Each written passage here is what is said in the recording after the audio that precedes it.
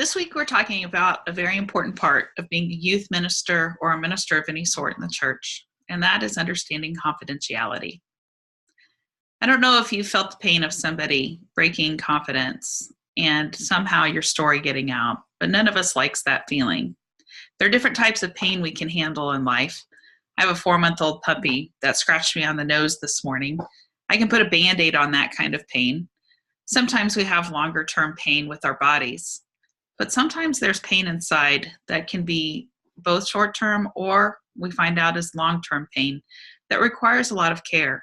And a lot of the time that is revealed is in those teenage years, very important cross-section of life, where adulthood starts to present itself and a young person starts to realize that life is bigger than sometimes the very world that they have been accustomed to with family.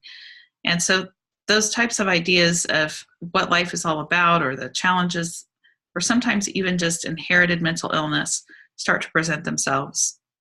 Now, I know not all of you as youth directors have had some sort of counseling or training background that helps you deal with major emotional issues, but you're going to experience them and probably already have. I know that when I came out of Southwestern College with a business degree and I was considering what I was going to do with my life, that I didn't know I was going to become a minister or at least become a person that people would trust with those types of issues. I did, however, want to help and always had a helping heart. One of the things I think youth ministers have as they are drawn toward that, caring for others, especially young people. If we've had struggles in our life, often we want to help others get through those as well. So I volunteered during a season in between my graduating from college and deciding to go into seminary at a place called Headquarters. I took a 90-hour training session that taught me to be present for not just suicide hotline calls, but calls from victims experiencing post-traumatic, and also being part of a community that created a space for people to come and stay so that they were safe. One of the most important things that we learned, and over again, what they stressed was the importance of confidentiality. It's difficult to bear the burden of listening to somebody as they're going through pain. And as people that are committed to mandatory reporting sometimes, if there's absolute harm, we have to ask ourselves where that line is between being confidential and also at the same time knowing that we don't want somebody to be completely at a point of harming themselves to death. I ask you, as you consider this week, to look at all of the readings and consider for yourself, first of all, how your own pain, and when you look at what's going on in your life, if you can remember or have experienced points of depression, or can even remember during your teenage years, how sometimes those sad songs, they were speaking your life. They were the things that made you actually feel good because that pain was being addressed. We can't be just youth ministers that create safe spaces for fun. And we know that. We just sometimes often put that on our posters. It wouldn't be the greatest thing to put out there, hey, come and share all your teenage pain, because that's what we know you need. But what we do recognize is once groups start to become close, trust starts to build, and sometimes you are faced with being a counselor or a listening ear to a young person or to even their family members about very difficult situations. So how do you, as a youth minister, look at that as something that's part of your ethical life? And how do you decide what those boundaries are as far as your ability to listen, your ability to refer, and your ability to recognize that you may at times have to break confidentiality because of the possibility of a student's harm? Some types of people will, or professionals will say, you never break confidentiality. In the United Methodist Church, we do have mandatory reporting on things like child abuse. And I would say my ethic, and this doesn't necessarily have to be yours, is there's mandatory reporting, at least to the senior pastor, if somebody you are considering that they may be considering suicide, so that you at least have somebody else that you can talk to. That person also has to recognize what that confidentiality is all about. Sometimes that isn't our senior pastor, and that's a difficult thing to try to weigh that out as well. But what I would like you to consider this week is, first of all, as you read these readings, what is most important to you as a person who can handle listening to that? And if you are a person that doesn't feel comfortable, who will you go to? How will you refer this family or this person?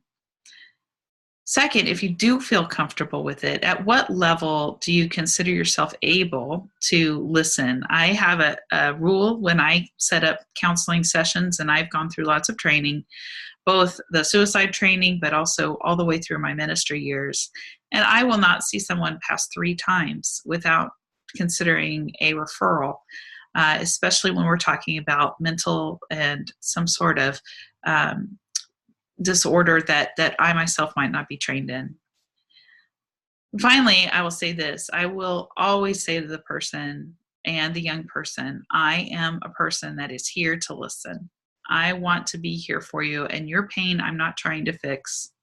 There's no way for us to do anything but listen sometimes when we offer our ear and our heart and not judging. That real pain is something that they have to work through, just like we have had to work through our own pain in life. And we have to respect that. We have to recognize that Jesus, when he was a person setting an example, often when he was dealing with ministry, wasn't often making a quick fix of the person's life, but often giving them an opportunity to speak, or he asked open-ended questions. I'm reminded about sometimes even having visits in the middle of the night by Nicodemus about his own doubt, about his own faith, or what was going on in his life. And Jesus being very responsive and allowing for his space to be a safe place to ask those types of questions and deal with sometimes real internal pain. So what happens if you do become a good listener and you are able to listen and you do have a good set of boundaries of what you think is the right area or space you'd like to create for those situations, and you become overwhelmed? Well, this is a very important part of this aspect as well. You can create spaces where you're able to release that pain and release that with someone else and still not reveal confidentially what is going on.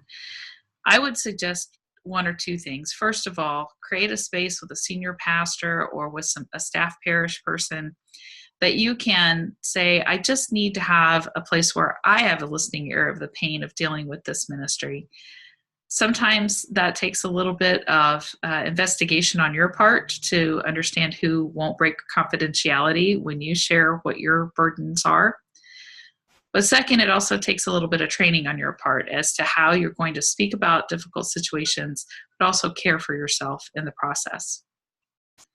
Finally, as we look at these videos, I really think that the same thing that Dr. Riley approaches or is approached with, how do you listen to or be present for a person who's committing suicide, is to allow those feelings to be real and not to try to fix them, but to just create space where that pain can be part of that church life, part of that faith life, part of who we are as Christians, knowing it hurts sometimes to be human.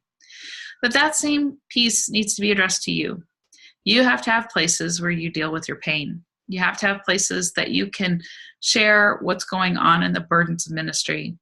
I often remind myself that I think I can care for the world, but I really every once in a while need to reach out sometimes to a friend to listen, or have my husband listen to some of the things that are going on in my life, or be in community with others, sharing that real part of being human, not just the joys, but also recognizing the pain.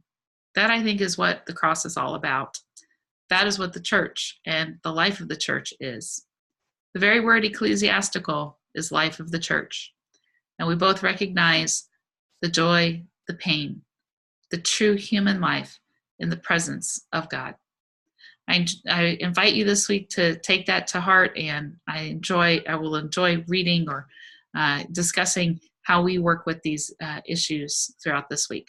God bless.